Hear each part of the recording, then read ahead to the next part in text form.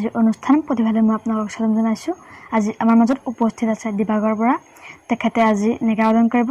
তেনেহ'লে আহকচোন ভিডিঅ'টো আজি আৰম্ভ কৰোঁ। আপোনালোকে মোৰ চেনেলটো ছাবস্ক্ৰাইব কৰি দিব, লাইক, কমেণ্ট আৰু শ্বেয়াৰ কৰিবলৈ নাপাহৰিব। নমস্কাৰ, মই এতিয়া নেগেৰা বুজাবলৈ লৈছোঁ।